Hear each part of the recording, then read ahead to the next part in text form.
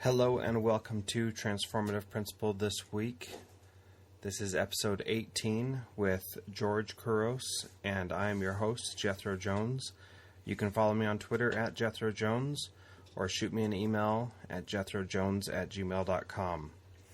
This last weekend, Thursday and Friday, was the UCET, the Utah Coalition for Educational Technology Conference, which was a really great conference.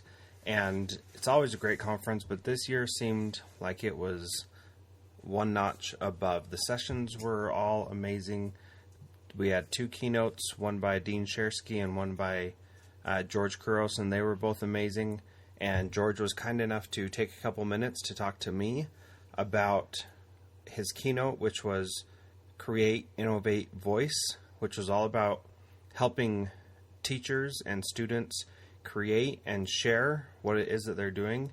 He was super inspiring, and the message that he left with all of us left me and all the people I was sitting around feeling like we could change the world after he was done talking. So, since you probably were not there at that conference, I hope that this will help give you a little bit of insight into why it's important to create and share publicly those things that you are doing, and why it's important to be involved in social media for the benefit of your students. This is a really great interview. It's fairly short. It's only 20 minutes, and I could ask him questions for another hour and a half, as I'm sure all of you could. I think we could probably get him back on the podcast again later and spend a little bit more time talking about things in particular. I know that I want to do that. If you have questions you want to ask him, feel free to send those to me, and I'll work on getting him back on because he was truly inspiring. That is for sure. I'd also like to thank our sponsor for this podcast, SaneBox. Please click on the link in the show notes to go to SaneBox and start a free trial. What SaneBox allows you to do is take all of your email and only have it interrupt you when you're ready to be interrupted. The important things get through. The unimportant things don't get through.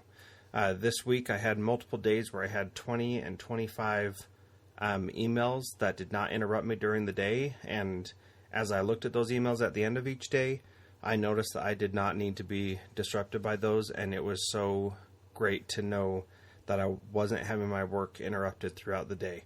So click on the link and give it a try. If you are just listening to this podcast for the first time, I encourage you to go to Stitcher Radio or to iTunes, download the show and subscribe to it so that you don't miss an interview from these amazing principals that I'm interviewing. I think that this is a very beneficial thing for me, and I think it's very beneficial for anyone who listens with an intent to learn from these great principals. So you can get it on Stitcher Radio, on iTunes, or you can go to the website transformativeprincipal.com and click on the RSS feed and open it in any podcatcher that you'd like. And again, if you have any feedback for it, or you have somebody you think I should interview, please email me at jethrojones@gmail.com or send me a tweet at jethrojones.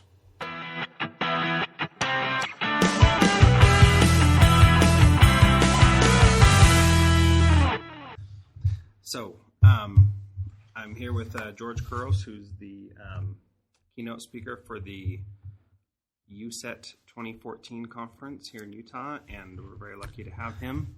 So, George, why don't you first tell my listeners who may not be at this conference who you are and what you do, and why you came to this conference too. Yeah, so I was asked to share some of the stories that we do in Parkland School Division, as well as my work.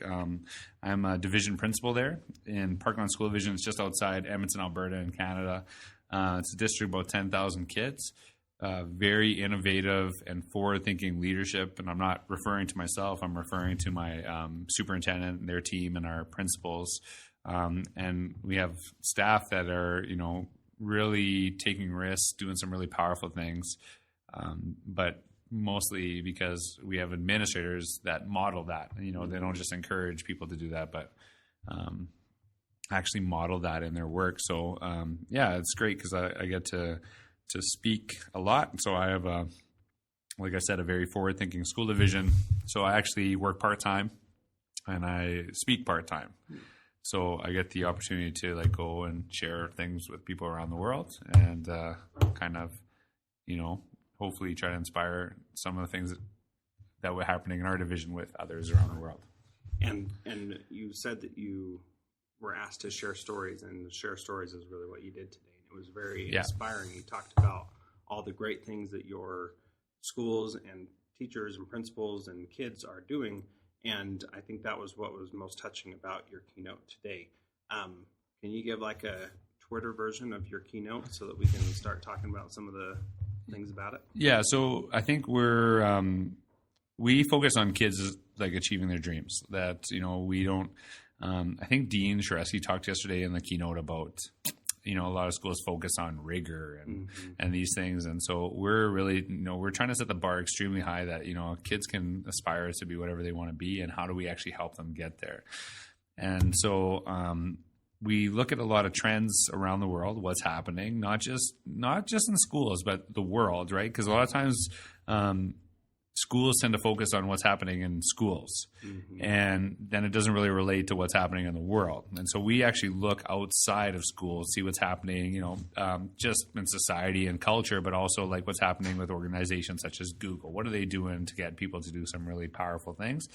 And then we try to bring that back and look at what we're doing. And so I talked about 3 notions of innovation, creation, and voice in the keynote this morning, and how we, not just for students, but for everybody. And I think that's the big shift, is that we're not talking about here's what kids can do. We talk a lot about here's what we can do, because I think it's much more effective. And I have this notion, and I get bugged about it quite often by people like Dean, who's great, that I believe teachers are leaders, and when you're a leader, you inspire people to do other things. And to be an effective leader, you have to lead by example and kind of get your, hands in there, get dirty, and do stuff so that we can really understand and inspire our kids to do something amazing. And kids often end up inspiring us with the work they do. Right. So what I really liked about that is that you kept showing these things that educators are doing with their students. And what you just said was that the purpose of educators showing what they're doing with their students is to show that they're learning also, and they're sharing also, and that's really important. How do you encourage people to not be afraid of sharing what they're learning with their students and with the world? Well, you look at everyone in the world now knows a Korean pop singer.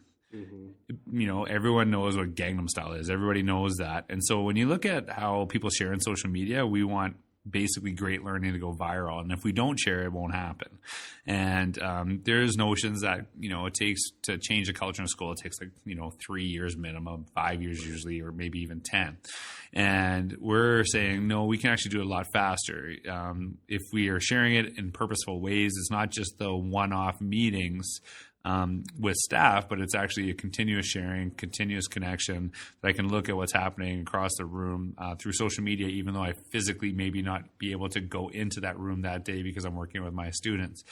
And I think that the way that we try to encourage our staff is, like I said, leading by example, and be willing to do that ourselves and be willing to connect, but kind of focusing on their strengths and, encouraging them instead of saying like, hey, you need to you do Twitter or do blogging. We try to get them to focus on what they're great at, and then encourage them to share it and actually help them. Here's the ways we can share this, which is a different, a lot of people will say like, oh, we're not using, they're not tweeting, they're not blogging, they're not using Instagram. And it's like, well, first of all, we're going to think of the purpose of what we're trying to do. And then, instead of, like I said this morning, instead of focusing on what we can do, focus on what we can do and build from there. Yeah. So why is it so important to share publicly rather than just create something in my classroom and share it with my kids? What is important about the next step of sharing it with others? Well, if others see it, then they're inspired to do things, right? So like you look at basically this culture that we live in, that's a total remix culture outside of schools, is that anything that is shared, somebody can take and recreate, mash up, do different things with.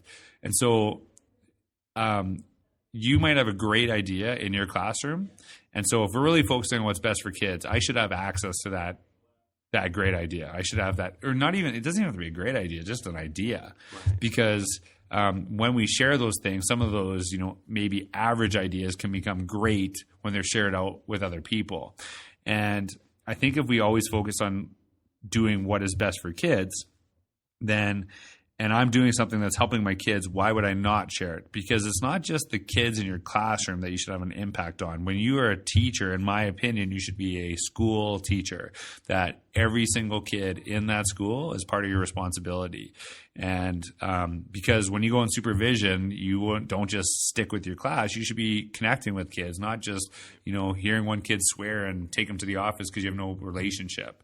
And at some point, you're going to connect with every student. So why not share with others in your staff and even the world to get some of these ideas, remix them, make them applicable, because you should know your students as a teacher better than anybody in that school. And so your idea might not work perfectly for me, but if I tweak it and modify it for my students, then it should be better, right? And so if we're focused on what's best for kids, then we should be sharing. Yeah, absolutely. I like that. One of the things that you said was that if you don't know what a hashtag and Twitter is, then you are illiterate. Talk to me more about that and why that's important. Yeah, and so the notion that they're becoming illiterate, it's kind of thinking about what would you lose if you didn't read and write? You would lose a ton of information. And so that's like a basic standard. But now, what do you lose if you cannot connect with social media? What happens there? And I think we need to start thinking about that, because I can access information, I can access people, I can do this, and so it's very powerful. But a lot of people think of literacy as simply reading and writing, but there's much more to it. And it would be crazy to think that a teacher would not know what an internet link was. But at one point they didn't. Mm-hmm. And so that's something that they had to start doing, start looking into, start figuring out. And now it's like, if any teacher didn't know what an internet link was, that'd be terrifying. Right. But that's something they had to learn. And so this is just an evolution going further, and literacy continuously develops, or else we would still be writing in hieroglyphics. Right, on scrolls. Absolutely. So we have to think about how that changes. And like we've always talked about, like if a kid can't read and write, they lose something. Well, if a kid doesn't know how to effectively use social media, they're also losing something now too. Mm-hmm. Right? And if teachers don't know how to do that, then, I always know that I can connect on social media and get answers to questions that I have and figure stuff out. And I can usually get someone that has done some of the things that I need done before, mm-hmm. which saves me a ton of time, but also, helps me like think more deeply about my work and create something powerful for my situation. Okay. So going to push back a little bit. Sure. You can get on social media and get answers because you're George Couros and you're internet famous in the education world. Right. What about someone who's new to this, who doesn't use Twitter yet and is just going to sign up today? How are they going to get responses from I don't know about the idea that I'm internet famous or anything like that, but the idea that at some point I did not have that network. It wasn't like I just woke up one day with 50,000 Twitter followers. Right. That's not how it works. I had to actually learn to leverage and create this. And so it is going to take some patience and persistence and figuring out, because it's not just simply writing a tweet. It's actually, how do you leverage this network? Mm-hmm. And so if you go on Twitter and you follow Justin Bieber, Justin Timberlake, Katy Perry, and Lady Gaga, and then you wonder why, you're not becoming a better educator, well, who are you connecting with? Right. So I had to figure that out too, because when you looked at my Twitter feed, it was all celebrities and athletes, mm-hmm. and anything that reported about basketball. That was like my thing. And so I didn't see the relevance, but I had to figure it out how to leverage this, because the way I use my network and the way I use social media might be totally different from a kindergarten teacher or a physicist. Mm-hmm. And so every person is going to have to figure out this way, but they're also going to have the patience to develop a network. Right? Like it doesn't just happen. And so even I encourage teachers, because I have a large network, to actually connect with me through Twitter, where I can simply reshare what they're doing. Mm-hmm. And so even though they might have 3 followers, all of a sudden they have access to 50,000. And I think there's a lot of people like myself that, if I can help a teacher do something better for a kid, then I will. If you're pushing a product on me and you want me to tweet it, different case, right? So it's just kind of the way I look at it. So I think that idea of leveraging your network is really powerful and something that, especially in education, we can take real advantage of, because those who are connected are more than willing to share and help and distribute. And, that's why I'm doing this, is because I want to learn from great leaders and I want to be a better one myself. And this is my way of sharing that. The other question is, how do we do the things that you're suggesting of sharing about our school when those above us in leadership may be really scared about that? What's your advice for overcoming the? And that's a really tough situation, because when I started doing this, I was the principal, the lead of my school, right?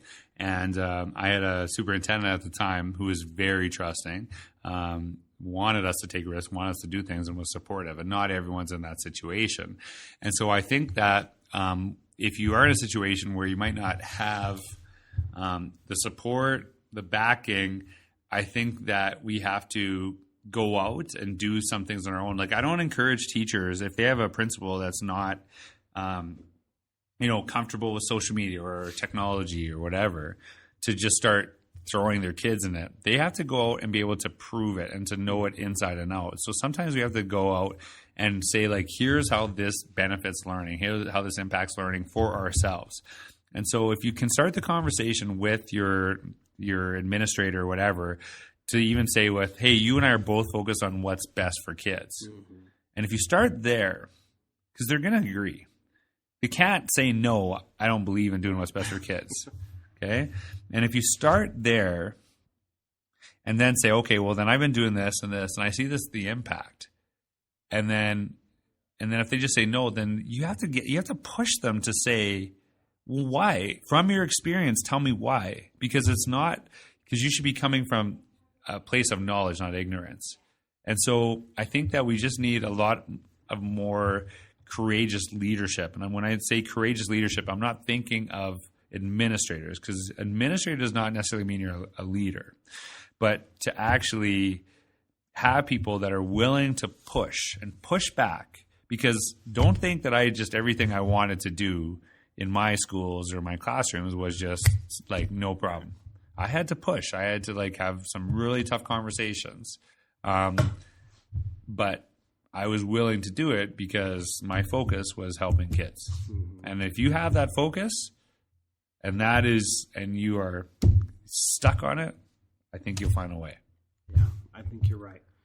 Thank you so much. I appreciate that. My last question that I ask everybody is, what is one thing that someone can do today to become a transformative principal like you? Well, you're being way too complimentary, but I think that the most important thing for any administrator to really make an impact on what their teachers do and what happens in their schools is to never ask anything that you're not willing to do yourself. Mm-hmm. And so I learned that, in my work, that it was so much easier for me to work with my teachers and try to do the things that I asked them to go out and do and take risks on, so that I could speak to it, so I can understand it. So the idea that I would never say to my teachers, do this. Mm-hmm. I would only say to my teachers, do this with me, mm-hmm. which is different. Absolutely. And I think that, as there's leaders and there's bosses.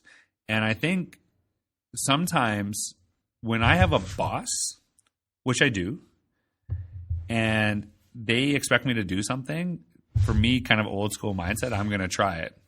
But I know that boss becomes a leader when they expect me to do something and they partake in that, and there's servant leadership and they're, empowering me. It's just not always about the administrator saying, here's what you need to do for me. It's what can I do for you and how can I serve you? But also having some vision and sticking to it and partaking. And I think that the way the internet and the web is now, it is so much easier for us to display this.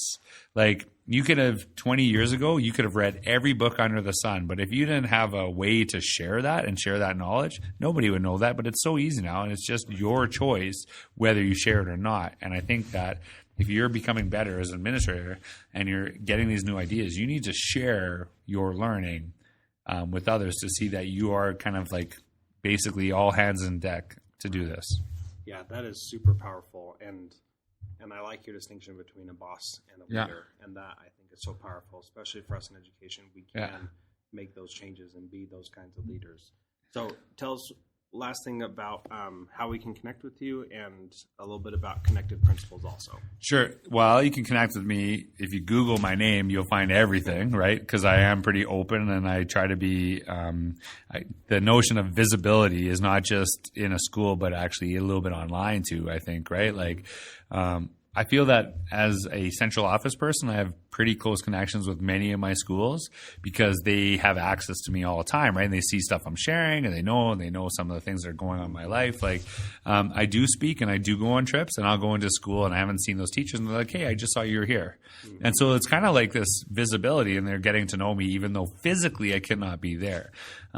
So kind of long story short, connect with me on Twitter, obviously.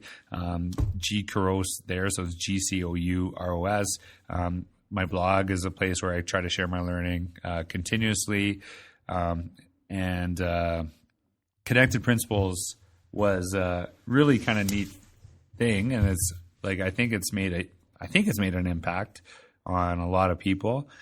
This idea that I saw when I started on as a principal on social media that Twitter was kind of a place to bash principals because no principals were there. So it was kind of like a safe haven, right? So I could go complain about my principal because my principal had no clue how to use Twitter or use social media. And so some principals that I started following, like Chris Lehman and Patrick Larkin and Eric Schenniger, they, were doing this. I don't know if they were doing it before me, but I started connecting with them. We were all probably, similar. I think Chris was way before, but, I have no idea when they started, but I just know that I started connecting with them. But everyone seemed to be all over the place. And so as a principal, my thought was like, where would you begin? And so I thought, why not create a site where all of these admin can share these ideas of what they're doing in their school that are focused on, innovative ways for teaching and learning, innovative leadership. And so I created this site. I remember calling Eric Schenniger and Patrick Larkin talking about it, and we were all kind of like, well, I don't know. And then I created it, and then Patrick Larkin's like, okay, let's just do it. And we started doing it. And so it's connected with me, people like them. And so I think what was cool was that site was really powerful. And like I started it, but I don't feel like it's just led and created by other people. Like I really don't feel I do that much for it because it is a collective of people just coming together and sharing ideas. And like when you have, one person here, one person there, all of a sudden it makes like a very powerful tool. And that's what, social media gives us the opportunity to do. But I think, Patrick Larkin suggested, we have a corresponding hashtag for CP chat, and that's become like, a place for administrators to go. And that's some place I refer so that they're looking at, different things that has to do with school administration. But it also becomes like a bat signal. So if you're struggling with something as an administrator or you need something, you can just throw CP chat on a hashtag and, have a bunch of administrators from around the world share and connect with you. Yeah, it's pretty awesome. I personally have learned so much from that website and from that hashtag, so I genuinely appreciate the things that you've done. Again, thank you for your time. Well, my pleasure. Appreciate it. Thank you so much.